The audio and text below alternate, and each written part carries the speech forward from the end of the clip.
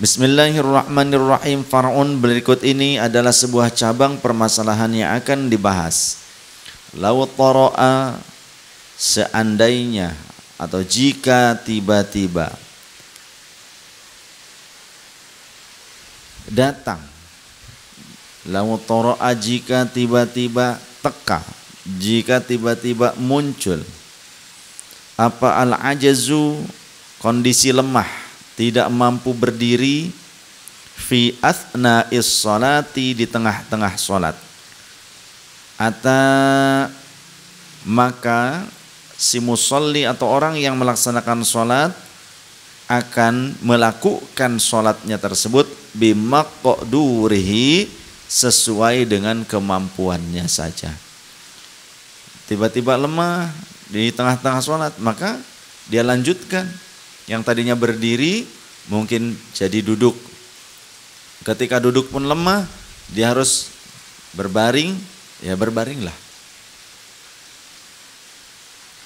Tapi sholatnya dilanjutkan semampunya dia sampai selesai.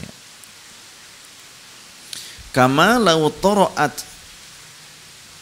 sebagaimana lau toro'at, jika tiba-tiba datang apa al-qudratu, keadaan mampu, kondisi mampu kuat berdiri, fi athnaiha. Jadi begitu pula jika sebaliknya, justru yang tadinya sholatnya dari awal duduk karena tidak kuat berdiri, tapi tiba-tiba ternyata di tengah-tengah sholat ia mampu untuk berdiri, fa innahu ya'ti bimaqduri aidon, maka ia melakukan sholatnya, melanjutkan sholatnya tersebut dengan cara yang dimampui oleh dirinya. Ketika tadinya bisanya tidur terlentang, ketika dia di tengah-tengah sholat mampu untuk duduk, maka duduk, melanjutkannya dengan cara duduk. Ketika yang tadinya duduk tengah-tengah sholat, dia meyakini untuk bisa berdiri, dia coba berdiri dan ternyata bisa berdiri, betul dia mampu berdiri, maka lanjutkan sholatnya dengan cara berdiri. Jadi mana yang paling afdol, itu yang dikejar sesuai kemampuan.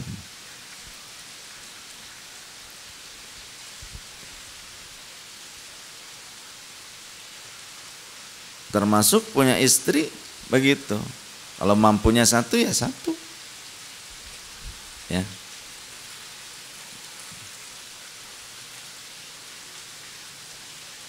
Jadi ulah ngarau kusiku. Kalau mampu tapi tetap satu, ya berarti irit lah gitu. Ya, irit keberanian.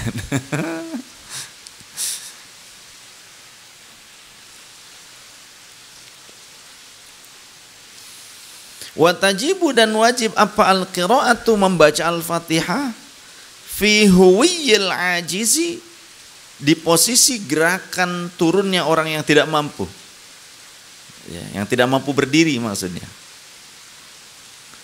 Wajib membaca Al-Fatihah di posisi gerakan turunnya orang yang tidak mampu berdiri. Artinya ketika orang itu awalnya berdiri dulu, kemudian ternyata dia kemudian lemes, sedangkan sedang membaca Al-Fatihah. Di saat turunnya dia sedang membaca Al-Fatihah, jangan berhenti membaca Al-Fatihah hanya menunggu duduk. Jadi lakukan. Ketika dari berdiri dia tidak kuat karena lemah kemudian duduk, sedangkan dia sedang membaca Al-Fatihah sebagai rukun, yang pada saat dia mampu berdiri ya dilakukan dengan cara berdiri. Maka walaupun dapat Al-Fatihah sambil berdirinya itu cuma separuhnya saja, sambil turun ke bawah separuhnya, itu lebih baik daripada dia membaca Al-Fatihahnya nunggu duduk dulu. Padahal tadi sudah sempat berdiri.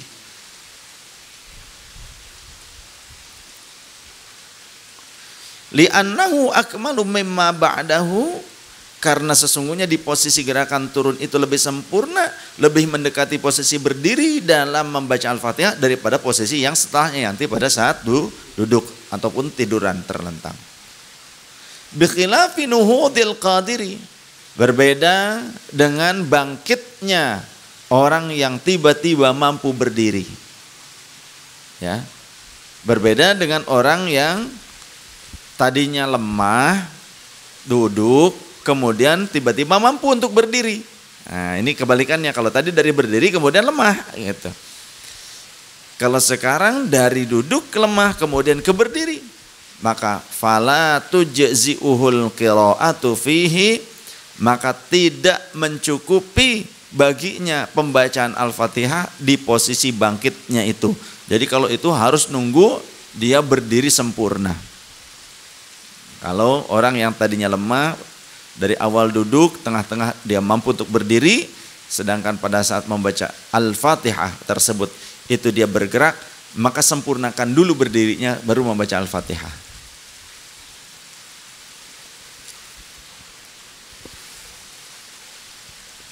Liqudratihi 'alaiha, karena kemampuan dirinya untuk melakukan berdiri tegap tersebut dan melakukan membaca Al-Fatihah pada saat berdiri dengan sempurna. Fima huwa akmalu minhu, yang mana berdiri sempurna itu lebih sempurna keadaan tubuh kita dibandingkan ketika duduk ataupun ketika beranjak bangkit.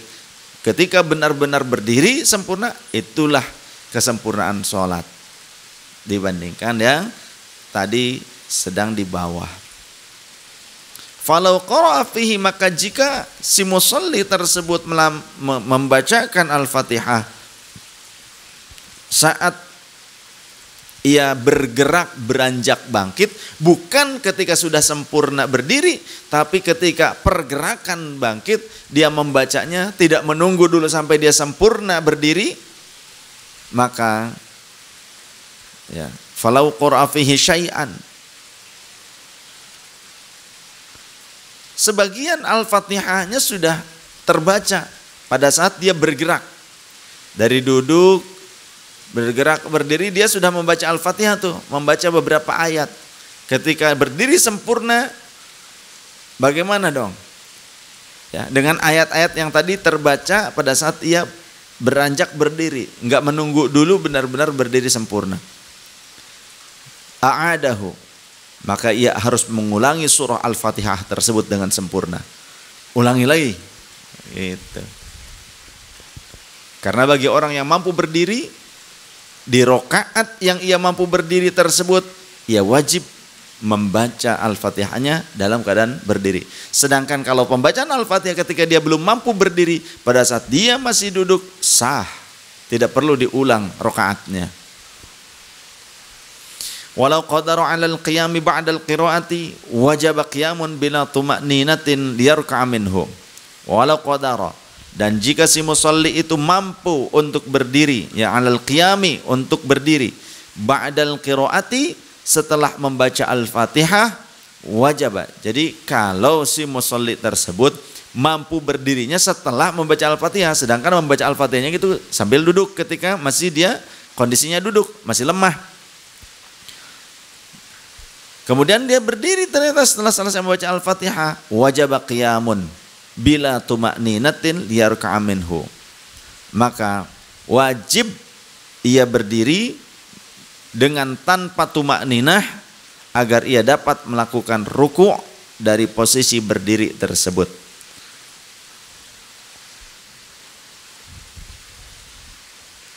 Jadi artinya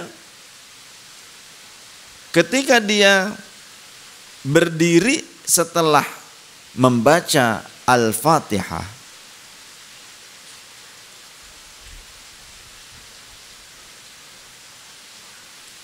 beres nih Al-Fatihah, Al-Fatihah beres. Kemudian kan beres Al-Fatihah kemudian baca surat contoh, ataupun di rokaat yang cukup Al-Fatihah saja, seperti rokaat ketiga dan keempat, ya kan, tidak membaca surah yang selain Al-Fatihah, cuma Al-Fatihah saja. Beres nih di rokaat ketiga atau rokaat keempat, Al-Fatihahnya sambil duduk karena masih lemah, tapi akhirnya dia merasa yakin kayaknya bisa nih berdiri. Setelah Al-Fatihah kemudian dia berdiri, kan tinggal ruku. Setelah itu dia akan melaksanakan ruku kan. Maka ketika dia mampu untuk berdiri, wajib berdiri. Jangan langsung ruku, jangan dari duduk posisinya kemudian langsung ruku, tapi berdiri dulu untuk menjelang ruku. Begitu caranya. Wajib. Jadi jangan berdiri itu langsung nungging gitu loh. Berdiri langsung nungging ruku, jangan. Kan Fatihahnya tadi sudah sambil duduk ketika masih lemah.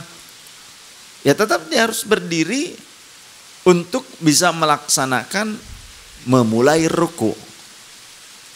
Jadi dari awal kesempurnaan rukuknya itu harus dilaksanakannya. Wa innama lam tajib at-tuma'ninatu li'annahu ghairu maqsudin binafsihi. Tadi kan berdirinya tidak perlu tumakninah, tidak perlu diam dulu. Ya. Kenapa kok yang penting berdiri kemudian ruku gitu loh. Dari duduk kemudian berdiri kemudian ruku. Tidak perlu berdiri tumakninah dulu gitu. Tidak disyaratkan tumakninah. Kenapa? Wa innama lam tajib at-tumakninatu. Dan sesungguhnya tidak wajib bertumakninah saat itu li'annahu ghairu maqsudin min nafsihi. Hanyalah karena sesungguhnya berdiri bukanlah hal yang dituju secara esensinya, karena esensinya adalah akan melaksanakan ruku'. Begitu. Tapi ketika ruku' ya harus tumakninah. Nanti tidak lihat tumakninah. Wa in qasada alaihi fir ruku'i qabla tumakninati. Wa in qasada, dan jika si musalli itu wa in qadara alaihi, dan jika si musalli sudah mampu untuk berdiri fir ruku'i, di dalam ruku', ya, di saat ruku' itu sambil kondisinya berdiri dengan kakinya, tidak sambil duduk. Qablat tumakninati, sebelum bertumakninah. Intasaba ila haddir ruku'i liyatma'inna, maka ia harus bangkit ke batas posisi ruku' agar ia dapat bertumakninah dalam berdiri sebelum ruku'. Jadi jika ia telah mampu untuk berdiri di saat ruku' sebelum bertumakninah, maka ia harus bangkit ke batas posisi ruku'nya agar ia dapat bertumakninah dalam berdiri sebelum ruku'. Jadi kalau mampu berdirinya itu pas ruku', ya, ketika tadinya duduk, mungkin duduk di kursi duduknya gitu kan, ke ruku' itu kan gampang. Ketika duduk di kursi, Allahu Akbar, dia melaksanakan ruku' tuh, ternyata di situ dia bisa bangkit, padahal tadinya duduk di kursi kemudian dia bangkit. Maka ketika ruku' tersebut harus tumakninah, harus diam sejenak gitu. Jangan sampai pas ruku' bangkit kemudian langsung i'tidal ruku', ya.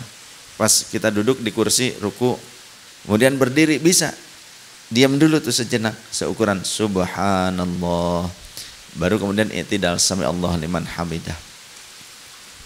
Karena kalau kita lihat kan di Masjidil Haram suka ada orang duduk pakai kursi ketika sholatnya, ya, tapi wayahnya ruku', dia bisa ruku' gitu, ya, sambil berdiri dengan kakinya, ada yang begitu. Tapi nanti pas mau sujud nggak bisa sujud, sujudnya pakai isyarah, dia duduk lagi ke kursi, ada yang begitu. Atau berdiri dari awal, ketika ruku' bisa, ketika tidak bisa, pas sujud nggak bisa. Ternyata bermasalah di pinggang, di tulang ekor, mungkin begitu, atau di kakinya. Pas sujudnya dia duduk di kursi, celek gitu. Ada yang begitu. Ada macam-macam.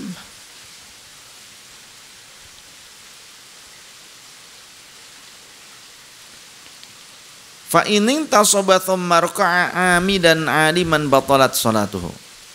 Fa in tasaba, maka jika ia berdiri tegak, thumma raka'a amidan, kemudian ia ruku' tanpa tumakninah, maksudnya amidan dengan sengaja. Jadi dia bisa berdiri, ketika dia berdiri tegak kemudian ia ruku tanpa tumakninah sebelumnya, amidan dalam keadaan sengaja, aliman dan ia mengerti ilmunya, faham tidak boleh seperti itu, batalat sholatuhu, maka batal apa sholatnya. Au ba'da tumakninati, atau jika ia mampu berdiri setelah bertumakninah dalam ruku', faqad tamma ruku'uhu, maka sungguh telah sempurna ruku'nya. Walau qadaru alaihi fil i'tidali, dan jika si musalli mampu berdiri fil i'tidali, di saat i'tidal, sami Allahu liman hamidah, diam dulu, Rabbana lakal hamdu mil'us samawati wa mil'ul ard wa mil'u ma syi'ta min syai'in ba'd. Tapi qablat tuma'ninati, sebelum ia bertumakninah, qoma, maka ia harus berdiri, wa ta'ma'anna, dan melakukan tumakninah dalam i'tidal. Begitu. Jadi jangan sampai sujud dulu, sami Allahu liman hamidah, diam baca zikirnya atau baca doanya. Tumakninah tuh diam sejenak, seukuran subhanallah, yang sempurna tartil bacanya.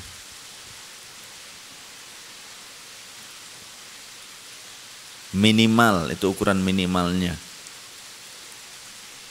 Wa kadza, dan begitu juga ba'daha, jika ia telah mampu berdiri setelah bertumakninah dalam i'tidal, sami Allahu liman hamidah, set, begitu. In arada kunutan fi mahallihi, jika ia ingin membaca kunut pada tempat kunut tersebut, rakaat kedua, ya, pada saat i'tidal, ketika sholat subuh, atau intinya rakaat terakhir. Kalau kunutnya kunut nazilah pada setiap sholat yang lain, pada rakaat terakhir ketika i'tidal. Wa huwa i'tidalur rakaatil akhirati fis subh minas subhi, yakni tempatnya kunut adalah rakaat terakhir ketika i'tidal, di rakaat terakhir dari salat subuh. Wa illa fayajuzul qiyamu, dan jika ia tidak ingin membaca kunut, fayajuzul qiyamu, maka ia boleh berdiri walaupun tidak ingin membaca kunut sekalipun. Kalau ada orang nggak mau kunut, ya biarin aja.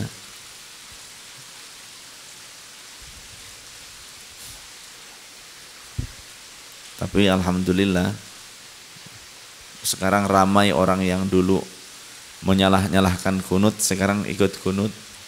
Alhamdulillah. Wahabi sekarang banyak yang ikutan kunut. Kalau berjamaah dengan kita, dengan Syafi'iyah, dengan NU, dengan Ahlus Sunnah wal Jamaah. Jadi sekarang kan kalau di masjid saya, karena kita sudah mendatangkan imam yang stay di masjid gitu kan, takmir. Jadi saya juga menghormati itu. Saya seringnya menjadi makmum kalau sekarang. Jadi biar saya jadi makmum gitu. Nah, ketika sholat subuh jadi makmum, saya lihat orang-orang Wahabi juga banyak yang kunut. Banyak yang kunut sekarang.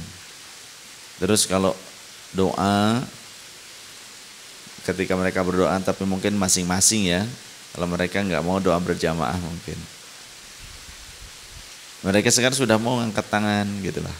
Dulu nggak mau angkat tangan, bid'ah. Sekarang ngenah ternyata.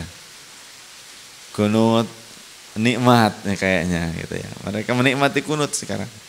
Alhamdulillah. Bentar lagi menikmati tahlil dan maulid nanti. Bentar lagi. Ya. Nah, biasanya harus ini dulu, mungkin kena masalah dulu baru. Udah mentok begitu. Karena kejadian tentang kunut juga. Orang Wahabi bilangnya, iya sekarang saya sudah menemukan hadis-hadis tentang kunut ternyata sahih. Tapi kok nggak serak ya, itu kata dia. Ada sebagian yang begitu. Kok nggak serak, awalnya nggak serak. Tapi lama-lama dicoba ketagihan ternyata. Nanti balik lagi jadi Syafi'iyah lagi ya, lama-lama yang dulunya menyalah-nyalahkan. Fa in qanata qa'idan 'amidan 'aliman batalat sholatuhu. Lalu jika orang tersebut membaca kunut dalam keadaan duduk dengan sengaja, padahal ia mengetahui keharamannya bagi yang mampu untuk berdiri, maka batalat sholatuhu, batal sholatnya. Li'annahu ahdatha julusan lil qunuti mal qudrati 'alal qiyami, karena sungguhnya perbuatan itu adalah ahdatha, melakukan hal yang baru. Ya, julusan halnya duduk lil kunuti, untuk kunut. Enggak ada Rasulullah kunut sambil duduk di dalam sholat, kecuali doa kunutnya dijadikan doa di luar sholat. Boleh enggak doa kunut dijadikan doa di luar sholat, digabungin dengan doa ba'da sholat? Ya boleh-boleh saja, sah-sah saja, tidak apa-apa. Kita ngadain acara syukuran, pada saat doa baca doa kunut, boleh-boleh. Kok kayak sholat subuh, emang harus sholat subuh aja? Namanya doa enggak apa-apa.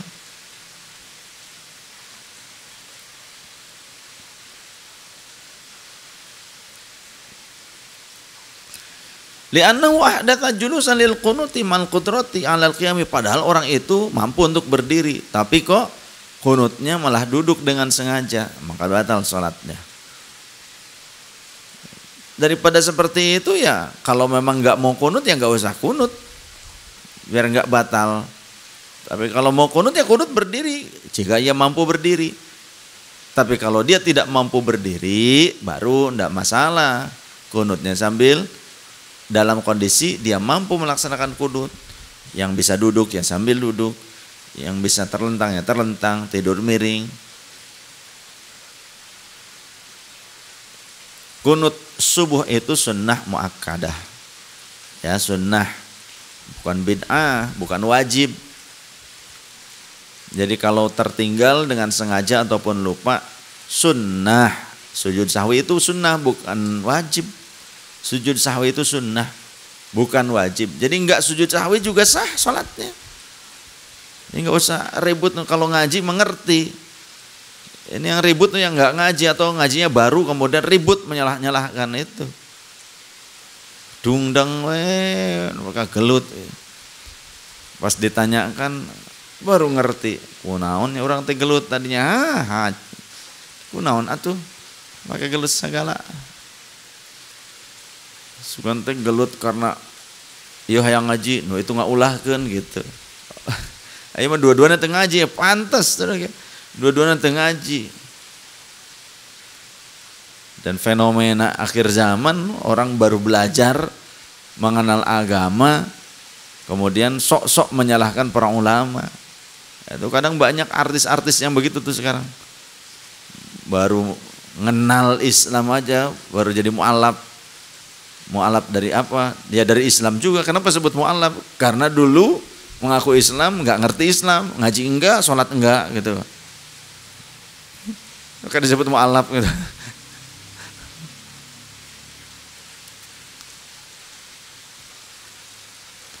Tapi ketika baru ikutan ngaji hijrah yang begitulah, ya, nekat hijrah. Tapi menyalah-nyalahkan ulama. Menyalah-nyalahkan isi kitabnya para ulama. Kitab Imam An-Nawawi, kitab Syekh Nawawi Al-Bantani, kitab Imam Ibnu Hajar Al-Haytami, Imam Ibnu Hajar Al-Asqalani, kitab Imam Jaluddin As-Suyuti. Disalah-salahkan. Kitab para ulama Syafi'iyah. Itu orang songong yang begitu tuh. Ya mungkin perlu diajak ngopi yang begitu ya. Perlu diajak ngopi sambil disimpan bara api di atas kepalanya biar otaknya encer. Itu mungkin beku itu, kedinginan kayaknya. Hadza idza tala julusuhu wa illa fala yadurru. Keadaan seperti tadi itu menjadi batal karena dia mampu berdiri untuk kunut tapi ternyata sengaja duduk. Idza tala julusuhu, jika lama duduknya. Wa illa, kalau tidak lama sebentar kemudian berdiri karena masih kuat, fala yadurru, maka tidak membatalkan sholatnya, tidak berpengaruh. Kemudian kita jelaskan syarah tentang qauluhu 'alal qadiri, ucapan Syekh Salim bin Sumair Al-Hadrami tentang 'alal qadiri, bagi orang yang mampu. Kharaja bihil ajizu, keluar dari batasan ini siapa al-ajizu, orang yang lemah. Sawaun, sama saja, karena ada apa al-ajzu, kelemahan tersebut, hissiyan, secara indrawi, kal muq'idi, seperti orang yang sholat duduk, seperti sholatnya duduk. Au syar'iyan, atau secara syariat lemahnya itu, kahtiyajihi fi mudawatihi min waj'il aini ilal istilqai, seperti orang tersebut butuh dalam pengobatan dari sakit mata kepada posisi terlentang, ya, seperti itu.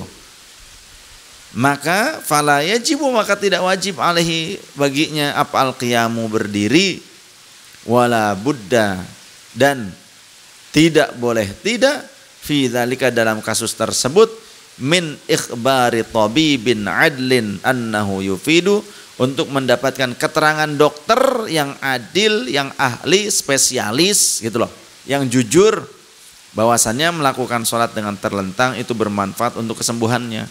Contoh, ia baru dioperasi area matanya dan tidak boleh sujud karena nanti akan mengakibatkan aliran darah itu terkumpul, tertekan, menekan kepada area kornea mata, contoh seperti itu ya, contoh ini, sehingga nanti khawatir akan mengakibatkan kebutaan atau kesembuhannya lama, takutnya ada pendarahan. Jadi pasca operasi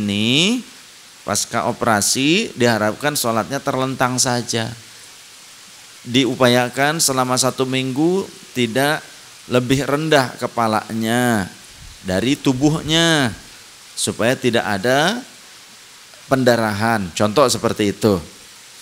Maka dia sholatnya harus kondisinya terlentang, ikuti kata dokter spesialis tadi, karena ada kalanya begitu. Jangankan mata, coba tanya yang pernah sakit gigi, bagaimana pada saat sujud itu nyut gitu kan, bener gak? Iya, rata-rata sudah pernah sakit gigi ya, alhamdulillah merasakan. Jadi nggak cuma informasi saja, sudah melakukan sebuah menyatakan informasi itu nyata atau tidak, mengalami. Iya begitu. Yang ini aja yang kolesterol, ketika ruku tuh, pas bangkit dari ruku, apalagi pas sujud, ketika sujud nyot, pas bangkit dari sujud tuh kayak otak tuh kayak nempel di tanah dulu, kemudian ada karetnya gitu, balik lagi, itu kerasa itu. Yang kolesterol tinggi pas sujud nyet gitu, kayak otak tuh kayak kepisah, kayak ada karetnya itu, wung gitu, kayak di awang-awang gitu. Pas mau naik dari sujud, pas bangkit, Allahu Akbar, kayak di otaknya ketinggalan, kemudian ada karetnya, balik lagi, ceplok gitu. Itu rasanya begitu. Sebelah itu kayak disobek-sobek sebelah kepala tuh ketika kolesterol tinggi. Jadi kalau hissiyan itu memang kondisi badan, ya organ tubuh, memang dia tidak mampu untuk berdiri, ya kakinya kah sudah lemah gitu kan, atau memang secara ihtiyaji fi mudawati min waja'il aini contohnya, karena mungkin secara kedokteran ada hal yang tidak memperkenankannya untuk menempatkan kepala lebih rendah dibandingkan tubuhnya di masa pasca operasi, di masa pengobatan tersebut. Ya sudah, terlentang, tidak apa-apa. Wa yakfi ma'rifatu nafsihi in kana tabiban. Jika ia adalah seorang tabib, jika ia adalah seorang dokter spesialis, cukup tidak perlu ada keterangan dari dokter yang lain kalau dia memang sudah mengerti tentang ilmunya. Wa mithlu dzalika ma law khafa raqibu safinatin dawrana ra'sihi aw arfqan aw gharqan fayusalli qa'idan wa la yu'idu. Wa mithlu dzalika, dan yang serupa dengan kasus seperti itu adalah ma law khafa, seandainya ia khawatir.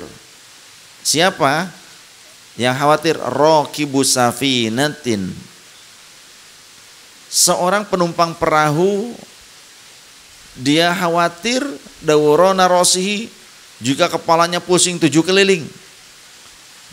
Ya. Istilah Sunda jutun gitu. Aduh, gitu. Au gharqan, ataupun dia khawatir tenggelam. Dia takut tenggelam. Di perahu ternyata, perahu kecil mungkin di sampan. Jika ia bergerak, berdiri sholatnya, wah pasti tuh sampannya kan cuma sampan, kan perahu kecil, ternyata nanti kebalik, keguling. Maka fayusalli qa'idan, maka boleh ia sholat dalam keadaan duduk, wala yu'idu, dan ia tidak wajib mengulangi sholatnya, tidak wajib mu'adah. Karena kondisinya darurah seperti itu. Bi khilafi ma idza shalla qa'idan li zahmatin fiha, berbeda halnya jika ada sebuah kasus apabila ia sholat dalam keadaan duduk karena alasan apa? Berdesakan di dalam perahu itu. Jadi dia duduknya karena berdesakan di dalam perahu. Contoh di kereta berdesakan itu kan ambil duduk. Gimana itu? Fa innahu yu'idu linudrati dzalika. Maka sholat yang seperti itu harus diulangi nanti, diiadah, diqadha. Ya. Karena apa? Karena kejadian tersebut itu masuk ke dalam kategori, kalau di sini sih kalau di perahu sampan gitu ya. Kalau di perahu mohon maaf. Mungkin yang cukup lah gitu, ada beberapa penumpang perahunya. Seperti saya kalau menyeberangi Sungai Musi gitu, Palembang. Itu perahunya hanya bisa perahu kecil tapi cepat, speedboat. Itu mungkin hanya bisa dinaiki oleh 10 orang.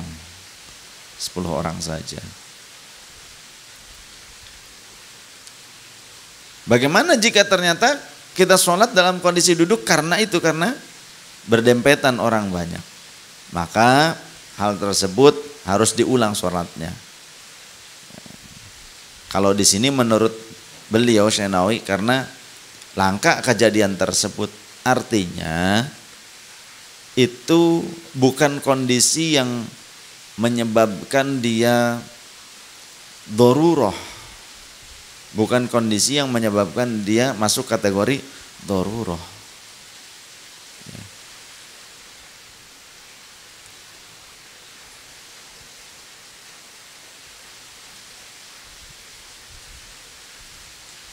Sama seperti di kereta sambil duduk begitu.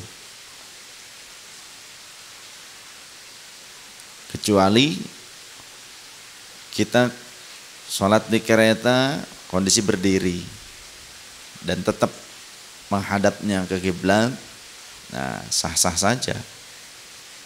Dan saya pernah lakukan itu. Saya pernah sholat di gerbong kereta di space yang bisa berdiri. Saya lakukan itu, kemudian ada beberapa orang juga, sekitar jadi 3 orang mungkin, nanti gantian yang mau sholat gitu. Kebetulan saya melakukan itu pernah itu di kereta, di sebuah space yang kosong bisa untuk 3 orang sholat lah. Jadi kita pada sholat di situ di waktu yang tidak bisa dijamak, soalnya di waktu pada saat waktu yang tidak bisa dijamak, subuh kalau nggak salah waktu itu tuh. Kalau waktunya bisa dijamak ya dijamak. Kalau enggak bisa ya sudah. Atau mungkin bisa dijamak tapi kondisi masih di dalam kereta gitu kan. Yang keretanya berangkatnya itu sore ba'da asar. Sedangkan maghrib dan isya masih di kereta, sampainya itu ke lokasi tujuan itu subuh, ya kan? Sampai ke lokasi tujuan itu subuh. Sedangkan kita naik kereta berjalan awal melakukan perjalanan di dalam kereta itu ba'da asar. Sedangkan maghrib dan isya di kereta, subuh juga di kereta. Tapi setelah subuh kalau nggak salah. Jadi artinya masih subuh di kereta. Ada juga yang jarak tempuhnya sebelum subuh atau pas subuh sampai ke stasiun itu masih bisa gampang kita turun di stasiun kan sholat. Ini mah yang maghrib dan isya masih di kereta, subuh juga masih di kereta. Nah, itu pernah ngalami saya.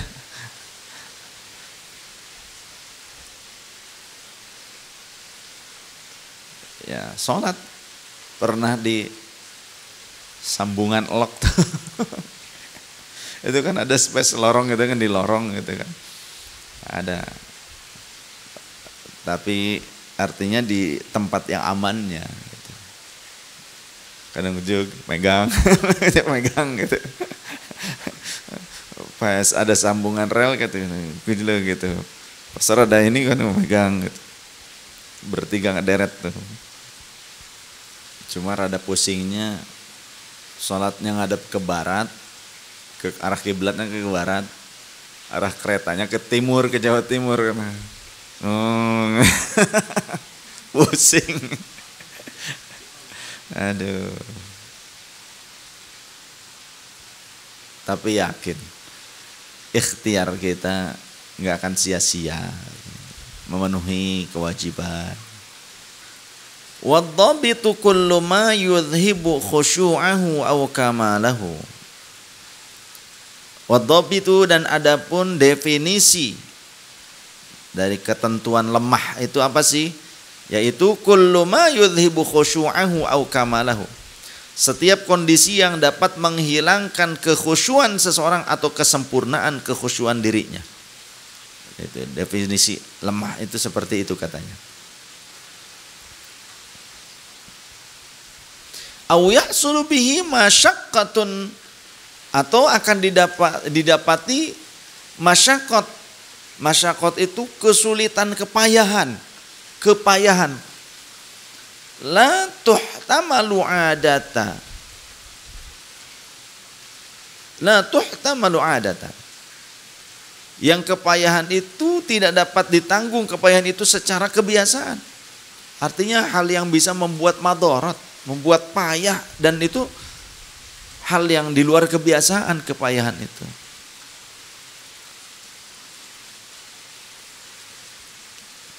Wahia, dan kepayahan tersebut al-muradu, yaitu yang dimaksud bisyadidati, dengan kondisi sulit, karena di mana keadaan itu adalah mujawwizat tarki, yang membolehkan meninggalkan al-qiyami dari berdiri atau pada kewajiban berdiri tersebut, boleh ditinggalkan kewajiban berdiri itu fil fardi, di dalam sholat fardu, walaupun di dalam sholat fardu, ayil aini awil kifayyi, yakni fardu ain ataupun fardu kifayah. Fayashmulul mangdzurata,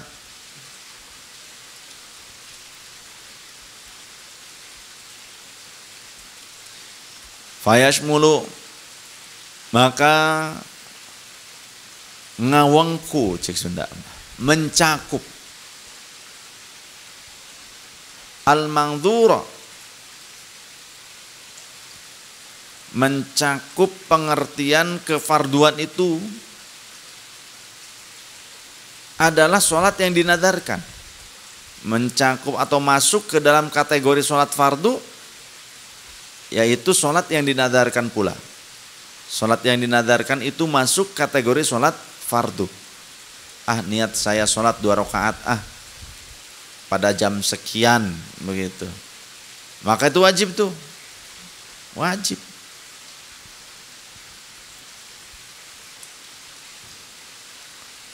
Wal mu'adata, dan juga sholat i'adah, sholat wajib yang diulang karena tidak mencukupi syarat sahnya.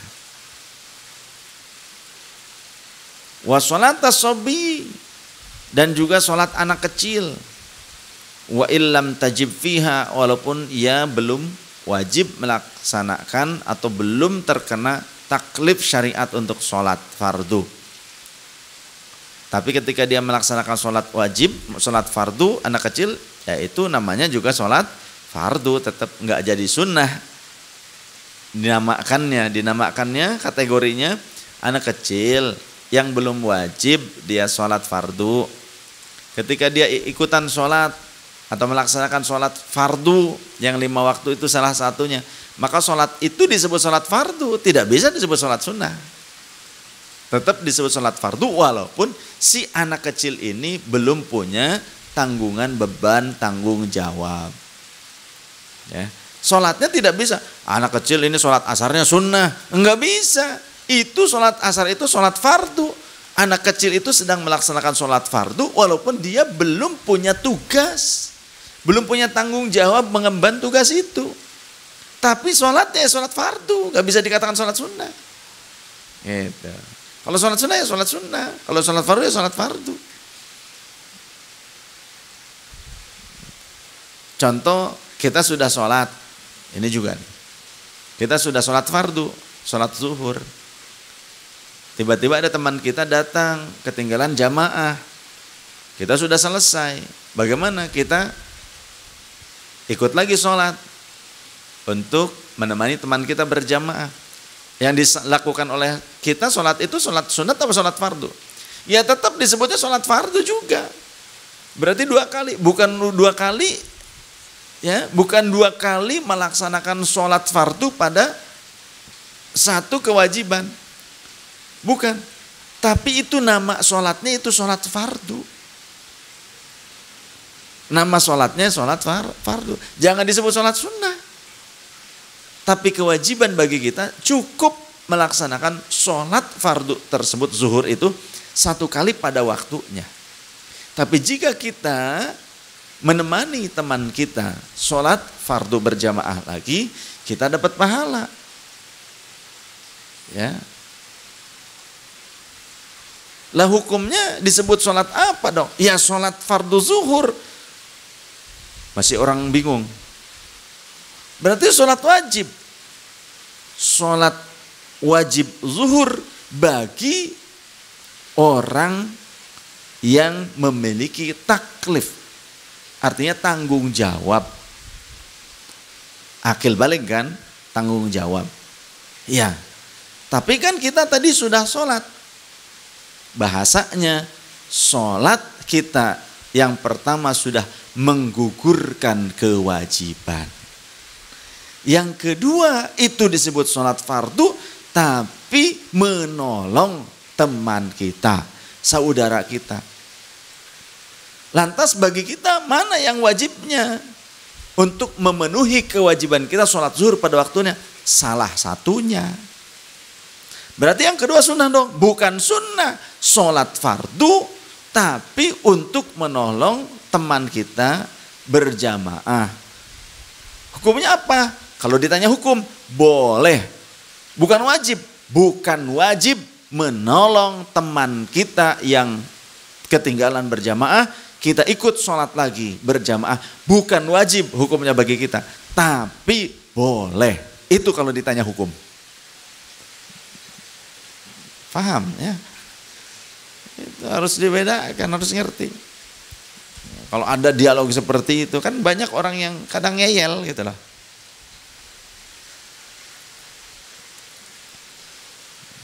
Jadi sholat itu sholat zuhur, sholat fardu zuhur, bukan sholat sunnah zuhur, 4 rakaat.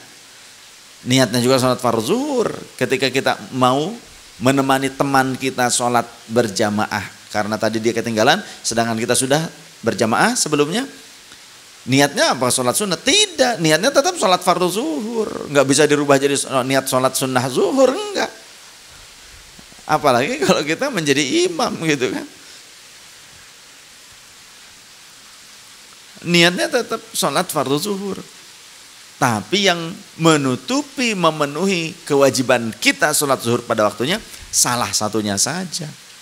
Lantas menemani teman kita untuk berjamaah, karena kita sudah berjamaah, teman kita ketinggalan, hukumnya apa? Hukumnya boleh.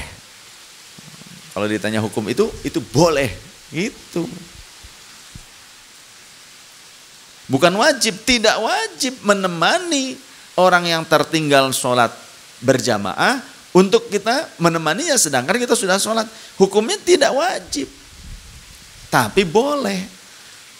Tapi nama sholatnya, nama sholat fardu. Jangan niat sholat sunnah.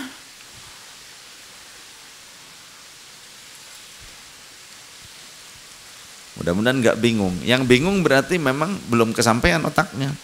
Gitu aja, jangan nyalahin penjelasannya. Yang bingung, nggak kesampaian aja otaknya. Ya kayak anak sekolah, kadang gurunya, anak fisika gitu ya. Gurunya sudah menjelaskan demikian, rumusnya demikian. Ini tuh jadinya begini. Kalau yang nggak nyambung, otaknya nggak kesampaian, ya sudah. Pusing gitu kan. Jangan nyalahin gurunya. Lah gurunya benar kasihnya, rumusnya demikian, matematika juga demikian. Menghitung volume jajaran genjang gimana gitu kan, contoh. Sebuah bidang kolam yang panjangnya 240 cm, dalamnya 150 cm. Kemudian lebar satu bidang sana, lebarnya 2 meter lebih 40, artinya 240 cm. Tapi bidang sebelah sini, lebar sebelah sini cuma 177 cm. Berapa volumenya? Bisa pakai rumus panjang kali lebar kali tinggi bisa. Sedangkan lebarnya sebelah sana dengan sebelah sini beda. Ayo. Ada rumus tertentu. Kemudian ketika mengukur total luas tanah berapa meter persegi, yang bagian atasnya agak datar, kemudian ada tanah yang kemiringannya curam, itu curam sampai ke bawah, kemudian berbelok itu, dan mengerucut lagi, gimana? Ya ada rumus. Ya ketika kita nggak kesampaian, ya jangan menyalahkan gurunya. Gitu. Kita harus termotivasi untuk terus belajar dan benar mengulik bisa memahami itu. Fayashmulul mangdzurata, masuk ke dalam kategori wajib, yakni al-mangdzurata yang dinazarkan, wal muadata dan salat i'adah yang diulang. karena kekurangan syarat sahnya. Wa sholatas sobiyyi, dan sholatnya anak kecil, wa illam tajib fiha niyyatuhu, walaupun dia belum wajib anak kecil tersebut di dalam niat sholatnya, bi khilafil muadati, berbeda dengan sholat i'adah. Wa kharaja bil fardin, wa kharaja bil fardi, dan terkecualikan, keluar dari batasan fardu apa an-naflu, sholat sunnah.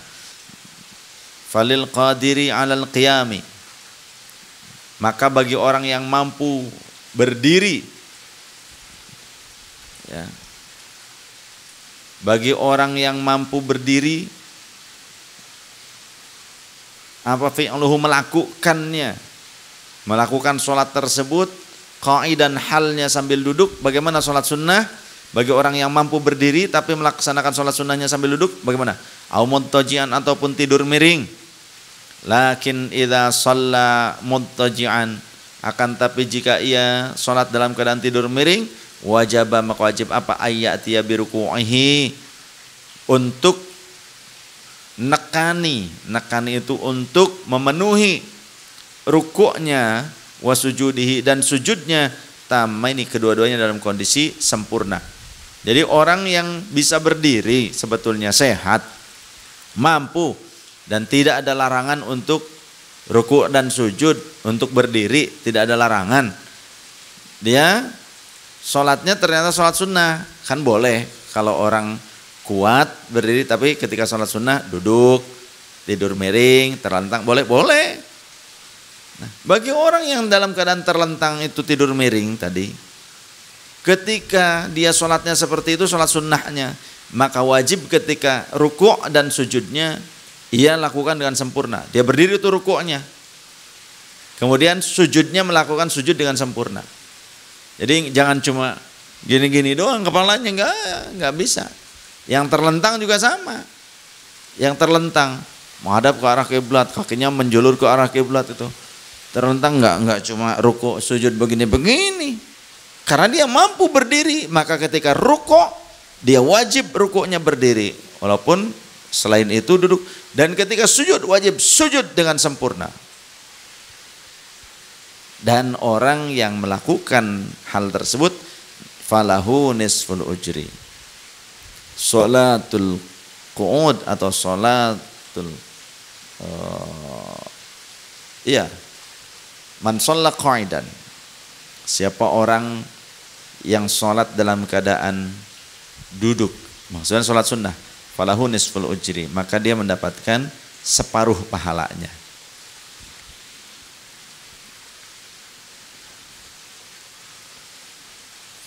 Bi ayyaqudalahuma wala yu'mi'a wala yumi'a bihima li'adami wurudihi, dengan sekiranya ia untuk duduk untuk rukuk dan sujud, dan ia tidak boleh berisyarat dalam melakukan keduanya.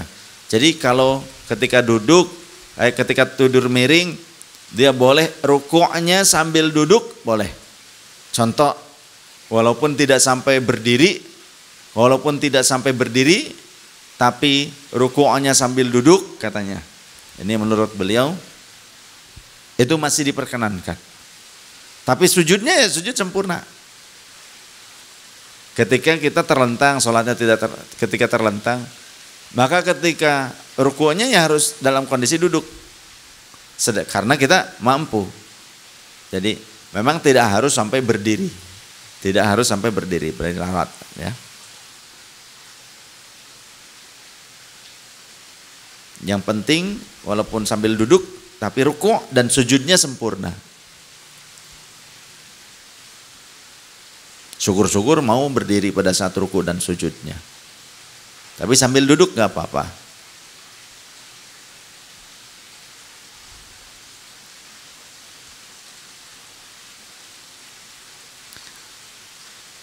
Wala yumi abihima li'adami wurudihi,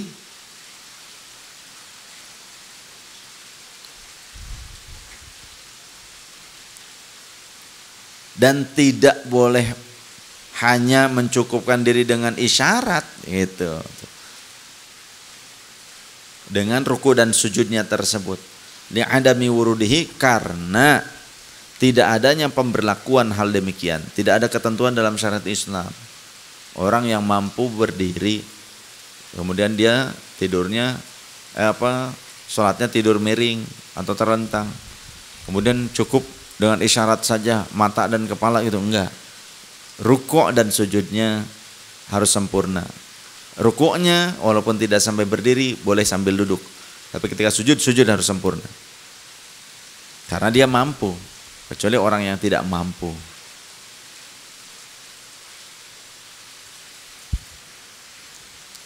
Wa amma idza tanaffala mustalqiyan ma'a imkanil idtija'i,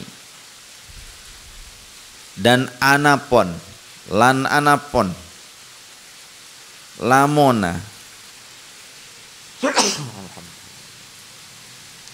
nelikane gitu, lan anapun ing dalam nelikane salat sunnah, tanaffala ngelakoni salat sunnah sapa si musolli, mustalqiyan iku mustalqiyan hale terlentang, ngebentang. Jika orang itu tidurnya jika orang itu sholatnya sambil terlentang, kalau tadi kan tidur miring, kalau ini terlentang. Ma'a imkanil ibtija'i, sedangkan padahal dia masih memungkinkan untuk tidurnya dengan cara tidur miring dengan bagian tubuh sebelah kanannya, ya, sebagai tumpuannya itu. Jadi enggak langsung dari duduk kemudian ke terlentang, tapi berdiri, enggak mampu duduk, enggak mampu tidur miring menghadap ke arah kiblat, bagian kanan kita yang dijadikan tumpuan, begitu. Kalau enggak mampu gitu baru terlentang dengan punggung kita sebagai tumpuannya. Sedangkan ketika orang itu mampu berdiri tapi sholat sunnah, dia bisa melakukannya dalam kondisi tidur miring. Malah terlentang, lam yasihha katanya. Kata Syekh Nawawi, maka tidak sah apa sholatnya. Wa in atammar ruku'a, meskipun ia menyempurnakan ruku' was sujuda dan sujudnya, li'adami wurudihi, karena tidak ada pemberlakuan hal demikian di dalam syariatul Islam. Jadi jangan dijadikan sebagai leha-leha lah. Kalau memang kita kuat berdiri tapi malas berdiri ketika sholat sunnah, duduk aja lah, jangan tiduran, ya, nemen banget gitu loh, saking malas sampai tiduran, bukan separoh lagi, lam tasihha, tidak sah gitu.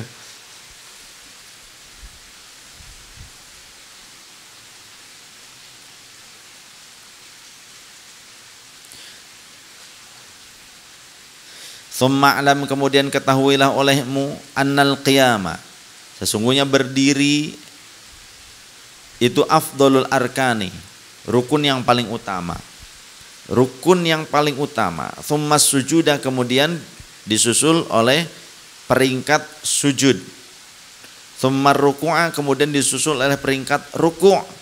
Tsumma i'tidala, kemudian disusul oleh peringkat i'tidal. Sami Allahu liman hamidah, bangkit dari ruku'. Fattawilu fil qiyami, maka memperpanjang berdiri itu afdalu, lebih utama, adalah yang paling utama. Tsumma fis sujudi, kemudian berlama-lama dalam sujud. Tsumma fir ruku'i, kemudian berlama-lama dalam ruku', gitu ya. Jadi tingkatannya, tingkatan keutamaannya. Tsumma fil i'tidali, kemudian berlama-lama dalam i'tidal. Ar-rabi'u qira'atul Fatihati wallahu a'lam.